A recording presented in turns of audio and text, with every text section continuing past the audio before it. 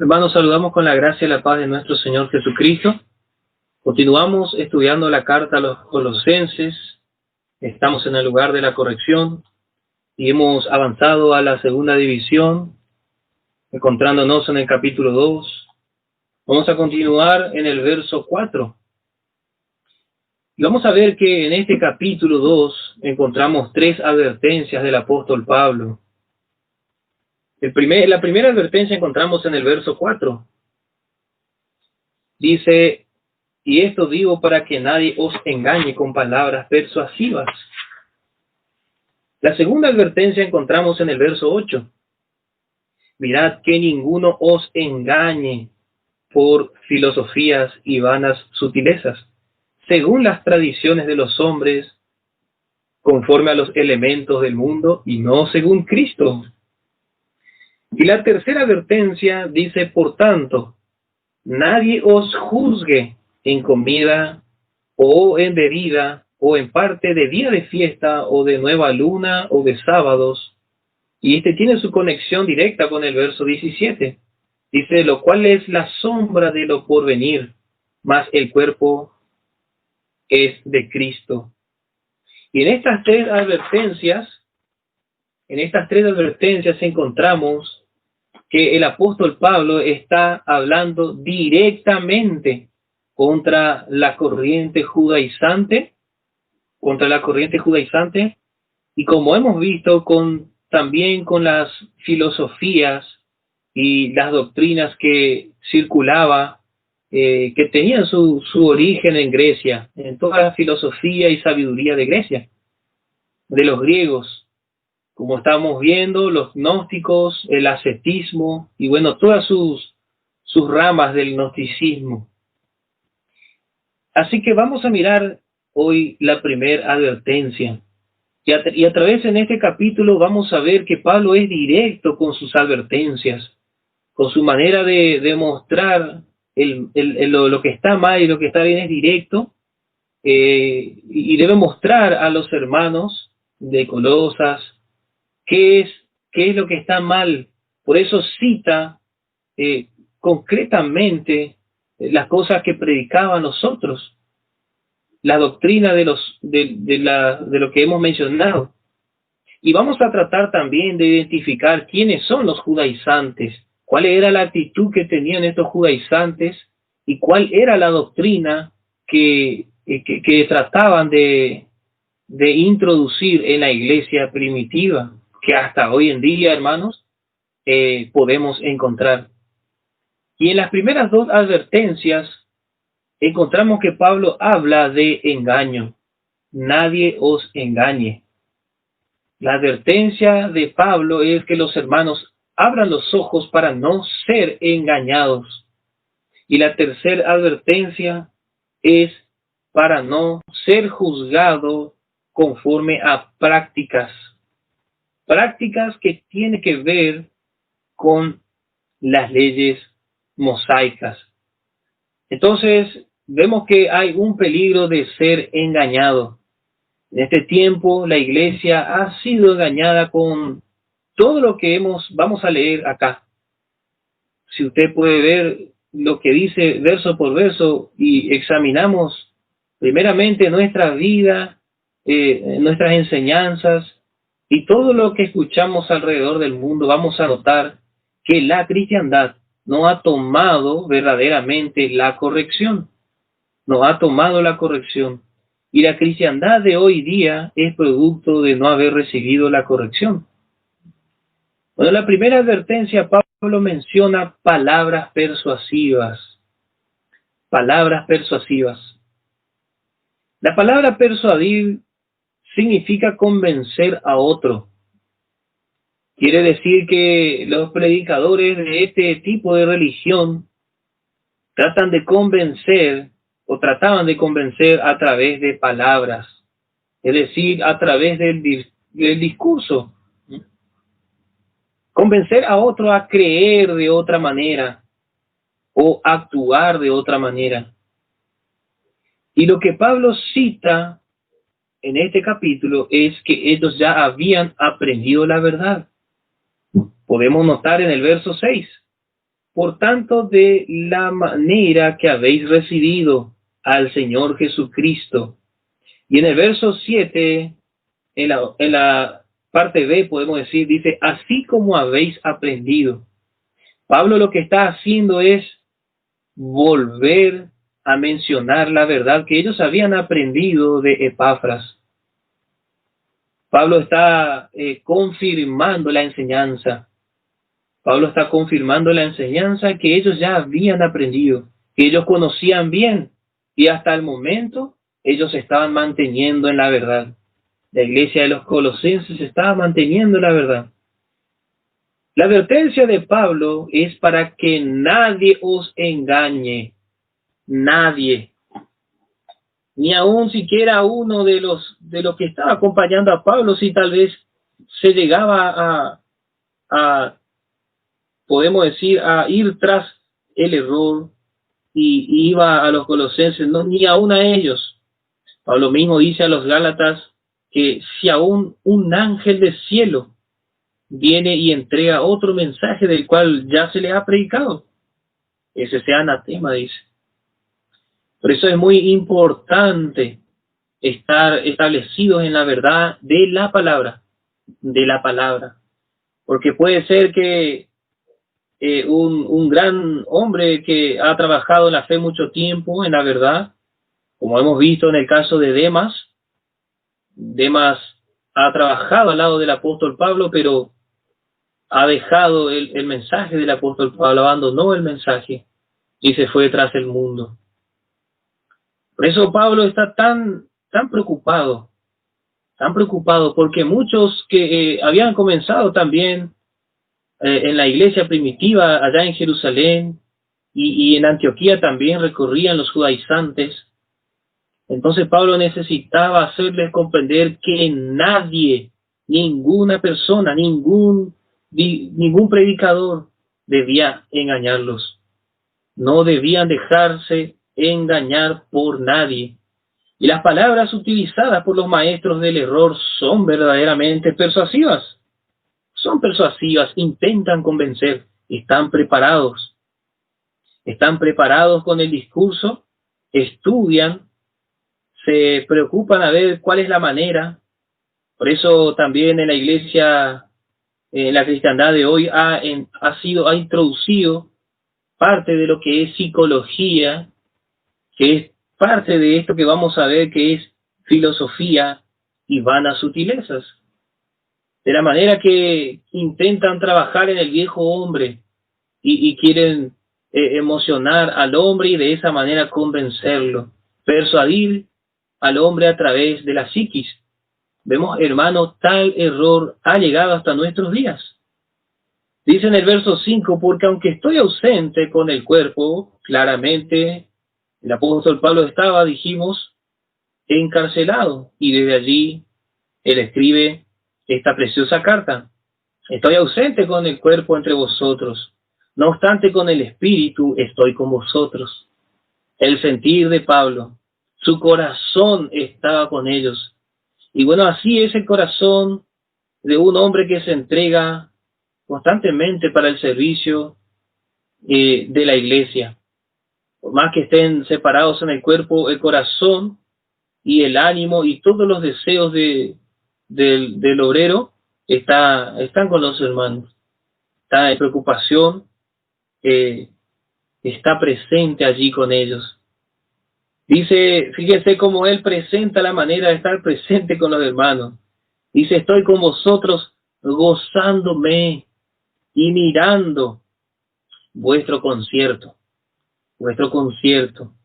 y la firmeza de vuestra fe en Cristo. En la versión un poco más moderna, la 1960 de la Reina Valera, dice mirando vuestro buen orden. Y la antigua traduce vuestro concierto. Justamente porque la manera en que estaban en la iglesia los colosenses es respetando el orden que él había enseñado. Cristo, la cabeza de la iglesia, como hemos visto en el capítulo 1. Cristo, el Señor y cabeza de la iglesia. Y el resto miembros los unos de los otros, respetando que cada uno tiene un don y tiene que el Señor levanta obreros, pero el obrero no es nada, es un colaborador de Dios, por gracia. Y bueno, así ellos han trabajado de esta manera, han seguido ese modelo que el apóstol Pablo presentó, que ningún hermano es cabeza de la iglesia, solamente el Señor Jesús. Y ese era el buen orden y la firmeza de vuestra fe en Cristo. Estos hermanos no, no eran hermanos que tenían fe solamente cuando las cosas iban bien.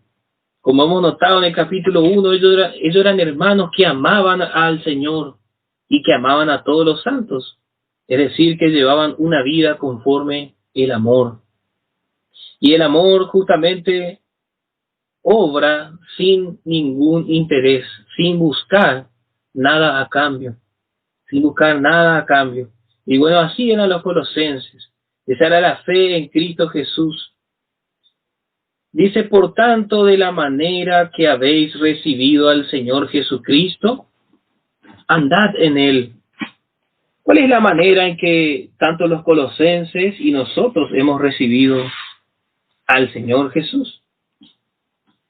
Esta palabra recibir es justamente que alguien esté en nosotros. Cuando usted está en su casa y le golpea a su vecino, tal vez su familiar en la puerta, y usted le recibe cuando le abre la puerta y le deja entrar, ¿sí?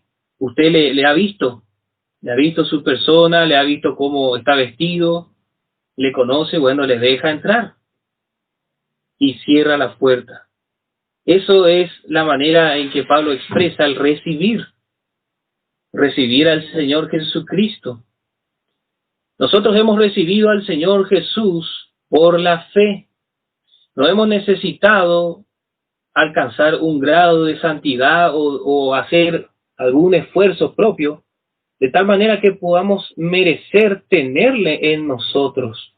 Que la vida santa de Cristo sea por recompensa, para que esté en nosotros, que nosotros tengamos que hacer una obra propia. No. La manera en que Él vino a hacer su habitación en nosotros fue por la fe. Hemos confesado que Cristo murió por los pecadores y que Él es el Señor, que Dios lo resucitó de entre los muertos. El hombre tiene que conocer la buena noticia. ¿Y cómo va a distinguir la buena noticia? Pues porque sabe que hay una mala noticia. Sí, la mala noticia es que todos son pecadores. Y que la buena noticia es que, bueno, alguien ha sido su sustituto y ha pagado el precio del juicio y ya el camino al cielo se abrió.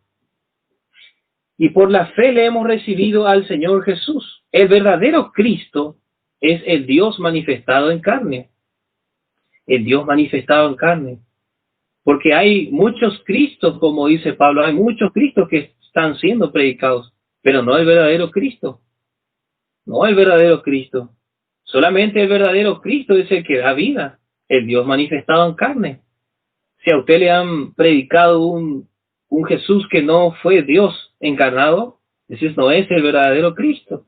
Usted necesita entender por las Sagradas Escrituras que Dios se ha manifestado en carne, que tomó forma de hombre, que fue a la cruz como hombre, que murió, fue sepultado y resucitó de entre los muertos como hombre. Y ahora está sentado a la diestra de Dios. Ya consumada toda requerimiento, toda obra. Consumado es, dijo en la cruz. Y así los colosenses recibieron a Jesús, creyendo que Él es el Señor, que Él es Dios y que está sentado a la diestra del Padre. Así lo recibieron por la fe, creyendo que Él es el Señor. Bueno, andad así, dice. Andad así, de esa misma manera que le han recibido, andad por fe. Y hoy nosotros tenemos completa toda la Sagrada Escritura, hermanos. La manera de andar en fe es creyendo en Cristo, en todos sus atributos, en el señorío de Él, pero todo basado en la Escritura. Andar en la fe es basado en la Escritura. Vamos a responder a la fe cuando estamos creyendo y hacemos algo conforme a lo que está escrito. Nuestro mayor ejemplo de fe es el Señor Jesús. Y bueno, después de él viene el apóstol Pablo. Y entendemos esto porque el verso 7 ya nos dice arraigados y sobreedificados en él y confirmados en la fe, así como habéis aprendido.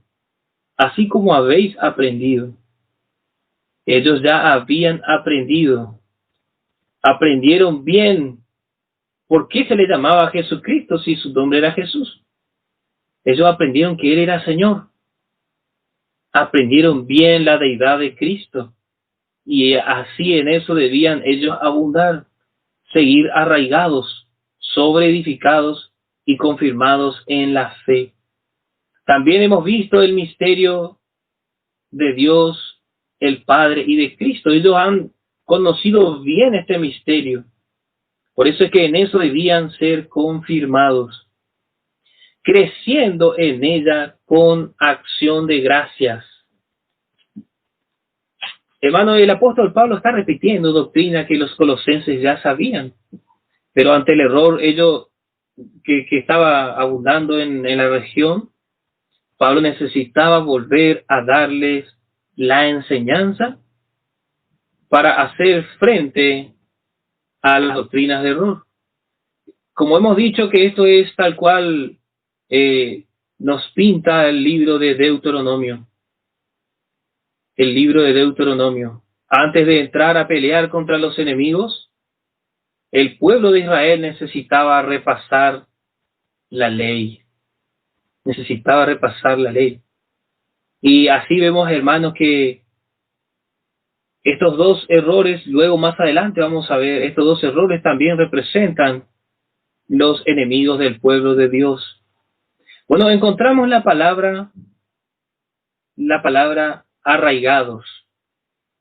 Esta palabra arraigados en el griego es la misma palabra utilizada en la carta a los Efesios, capítulo 3, verso 17.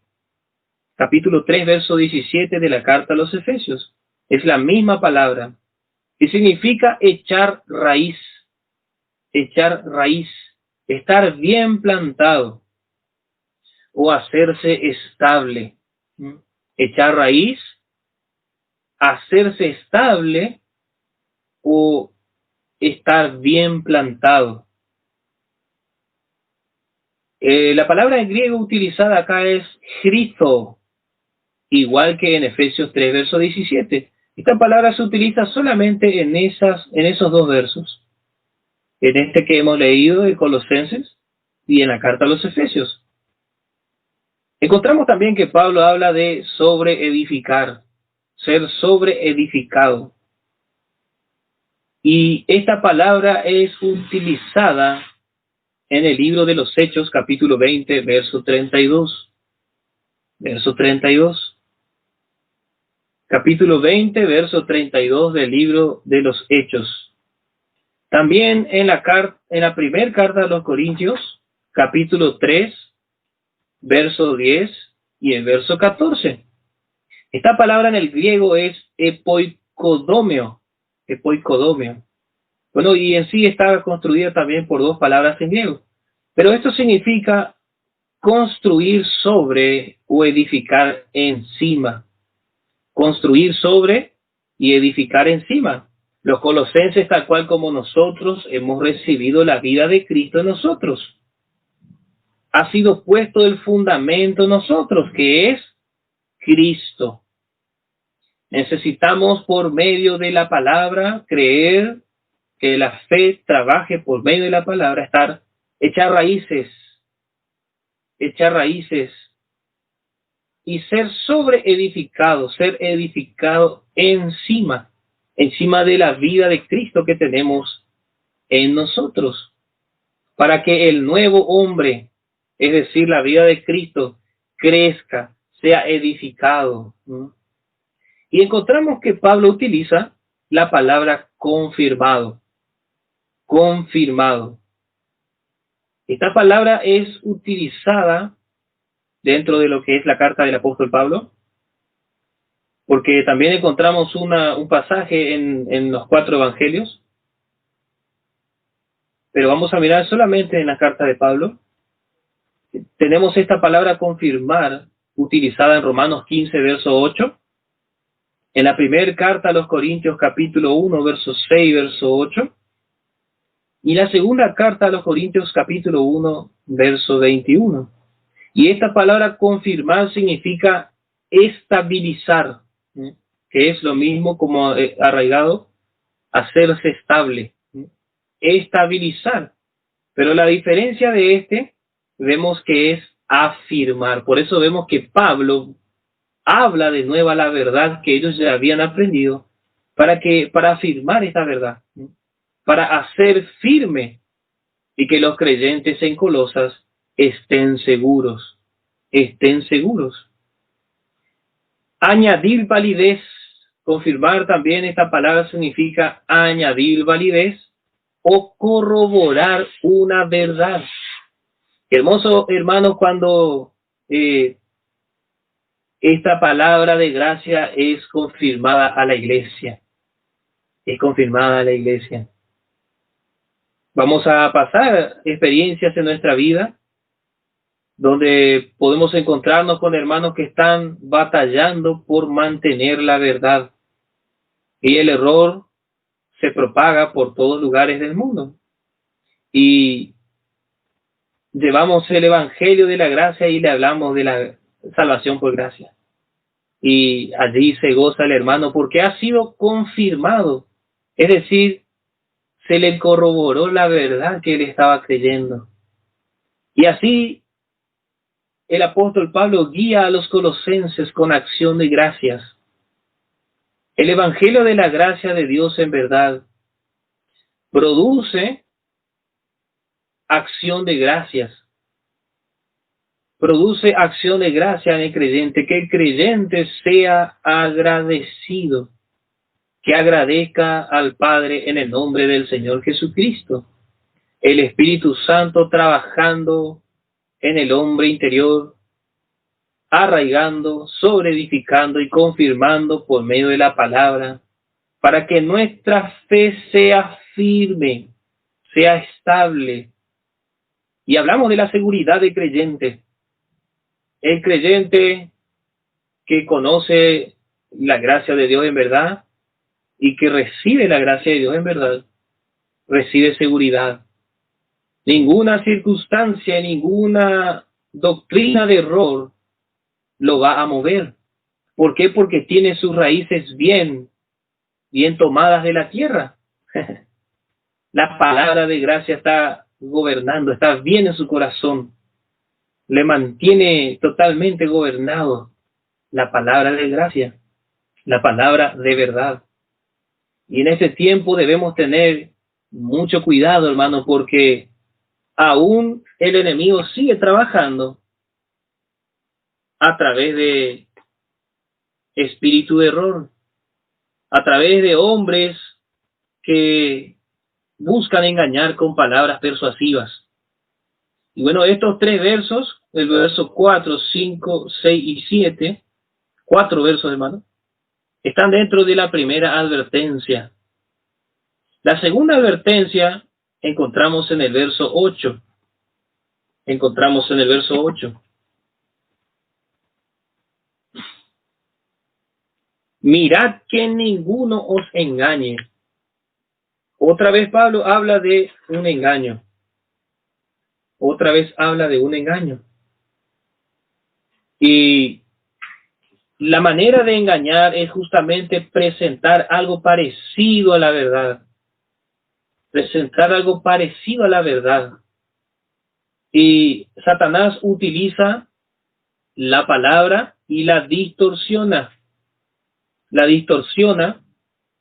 Y los hermanos que no están arraigados, si no estamos solidificados y confirmados en la fe, hermanos, corremos el peligro de caer en estos engaños, de caer en estos engaños.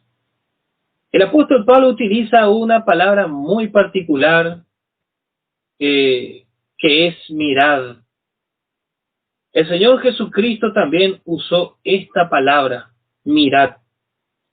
El apóstol Juan también la utilizó, hablando de la recompensa. Y el apóstol Pablo la utiliza aquí, mirad, para que atendamos, que prestemos atención. Esta palabra mirad también quiere decir cuidado, tengan cuidado. Tengan cuidado, hermanos, mucho cuidado, que ninguno, otra vez ninguno, sea quien sea, quiere decir Pablo, ninguno os engañe por filosofías y vanas sutilezas, según las tradiciones de los hombres, conforme a los elementos del mundo y no según Cristo. Verdaderamente encontramos mucho para hablar aquí. Bueno, la filosofía es el amor a la sabiduría. Es el amor a la sabiduría. La filosofía es la búsqueda de las causas de los efectos. Y en la escritura el apóstol Pablo se tuvo que enfrentar a dos principales escuelas filosóficas en Atenas.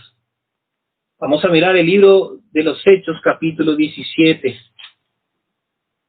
El libro de los Hechos, capítulo 17. Y esa era una de las maneras de que Satanás también atacaba a las iglesias. Hechos, capítulo 17. Y vamos a mirar el verso 16, desde el verso 16. Y esperando Pablo en Atenas, su espíritu se deshacía en él viendo la ciudad dada a idolatría. Así que disputaba en la sinagoga con los judíos y religiosos, y en la plaza cada día con los que le ocurrían. Vemos en esta ciudad que estaban los judíos y estaban los filósofos. Esto generó una gran confusión y muchos se han mezclado. Muchos judíos se han mezclado con la filosofía. Y toda esta doctrina totalmente mezclada también ha trabajado para atacar en las iglesias.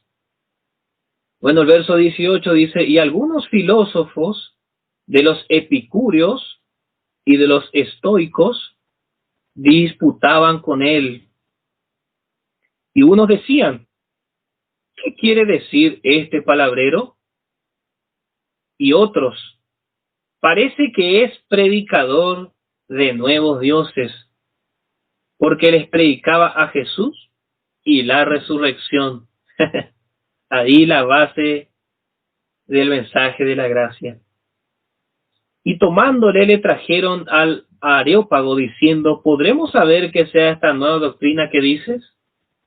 Ellos no tenían interés de ser salvados por Cristo. La mayoría simplemente estaba con ganas de conocer algo nuevo, porque ellos amaban la sabiduría. Ellos amaban el conocimiento y querían conocer qué hablaba este hombre.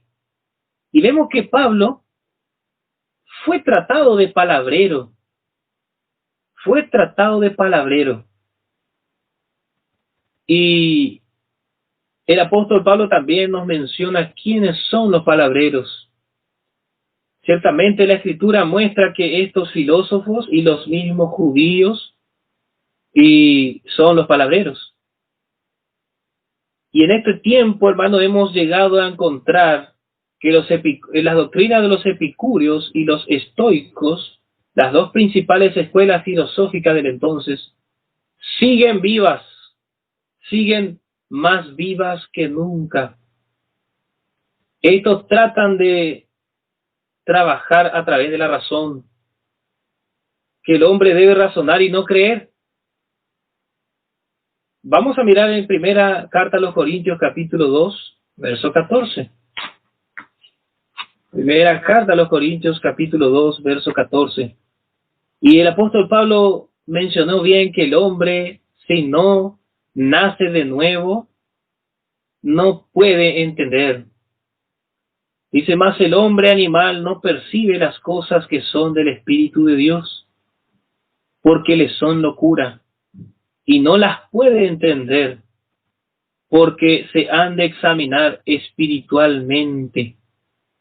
Verso 13 dice, lo cual también hablamos, no con doctas palabras de humana sabiduría. Estos hombres hablaban palabras de humana sabiduría. Y en estos tiempos hay mucha sabiduría de hombre. Hay mucha sabiduría de hombre tal cual Pablo está hablando a los colosenses. Pablo está mostrando a los colosenses que hay sabiduría de hombre y ellos deben permanecer en la sabiduría que hallamos en Cristo, en los tesoros que hay en Cristo. Imagínese, hermano, ¿usted qué va a preferir? ¿Los tesoros de sabiduría, como dice el verso 3? ¿Qué vamos a preferir? Pablo muestra por un lado, en una vereda dice, acá están los tesoros de la sabiduría y el conocimiento, es en Cristo. Y la otra vereda, la sabiduría humana, vanas sutilezas, filosofías, sabiduría de hombre. El creyente debe aprender a discernir cuándo hay sabiduría humana y cuándo está proveniendo la sabiduría del autor y consumador de la fe, que es solamente basado en la palabra. Si no está en la palabra, hermano, no es del Señor. No es del Señor. Hay mucha sabiduría, hermano, en este tiempo que es de hombre. Muchas filosofías y pensamientos que simplemente empiezan a dar por supuesta nueva revelación, por supuestas nuevas revelaciones. La palabra no aprueba así, hermanos. Pablo dice, mirad que nadie os engañe por filosofías. Esta era la religión de los griegos. Los griegos vivían por la filosofía. El mundo se ha dejado gobernar por la filosofía. Usted puede notar que en los estados y los países, todos tienen en sus enseñanzas, en las escuelas, todos tienen filosofía, algo de la rama de la filosofía. Todos tienen algo que ha nacido allí, de Grecia. Imagínense que todos los hombres son instruidos en la sabiduría humana. Toda profesión tiene su base en la sabiduría humana. Pero hermano, nosotros debemos crecer y sacar esos tesoros que ya están puestos a nuestra disposición, los tesoros de la sabiduría en Cristo. ¿Qué va a preferir usted, hermano? ¿Sabiduría de hombre o sabiduría conforme los tesoros y las riquezas que tiene en Cristo? Así, hermanos, vayamos corriendo a buscar y a tomar por la fe los tesoros de la sabiduría y conocimiento en Cristo Jesús. Y bueno, en otra oportunidad vamos a mirar con un poco más de detenimiento en qué se basaban los epicúreos y los estoicos. Seguramente a través de el estudio de los hechos vamos a estar aprendiendo allí, hermano. Gracias a Dios. Y el hombre en este tiempo continúa con estas prácticas. Y el hombre llega a ser devoto y muestra una apariencia de santidad en este tiempo,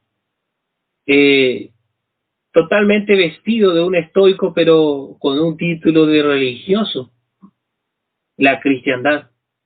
Tratan de vestirse de sabiduría humana y de buenas obras, y de esa manera poder adquirir reputación,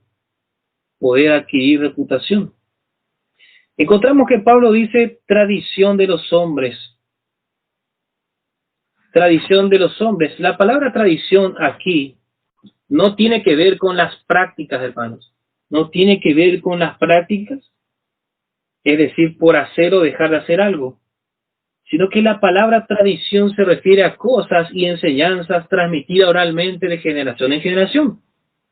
Por eso encontramos que cuando el Señor Jesús reprende a los israelitas por invalidar o por dar de invalidado el mandamiento de Dios, han seguido las tradiciones de los hombres.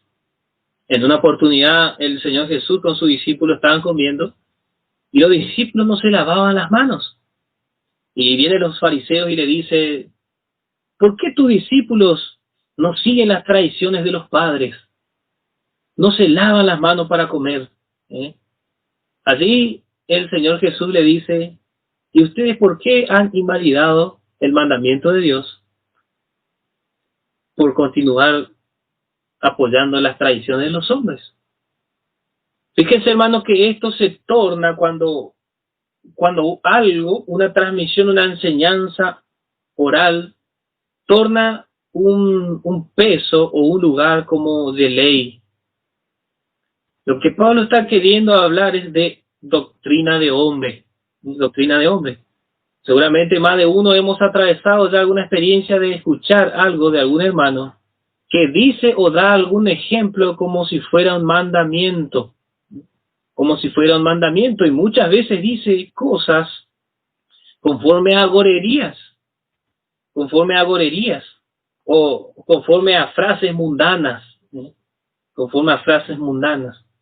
Muchos hermanos que han alcanzado una hermosa estatura en el Señor han mencionado cosas que no está conforme a la palabra y que han confundido a muchos, y que ha tomado peso de ley dentro de la iglesia. Bueno, acá, por ejemplo, podemos citar el caso de los corintios. Bueno, allí ellos tenían muchas tradiciones, pero los corintios no cometieron el error de poner una tradición o algo, una costumbre por mandamiento. Pero los que vinieron después se han confundido y tomado tradiciones de los corintios y lo han tornado por ley y mandamiento para la iglesia, u ordenanza para la iglesia. Dice: las tradiciones de los hombres conforme a los elementos del mundo y no según Cristo. En otra versión, la 1960, dice: conforme a los rudimentos del mundo. Pablo presenta que el ataque de Satanás también es a través de tradiciones de los hombres, es decir, de doctrina de hombre, mandamiento de hombre, y también conforme a lo que la corriente del mundo impone. En este tiempo, hermano, la corriente del mundo está imponiendo muchas cosas, muchas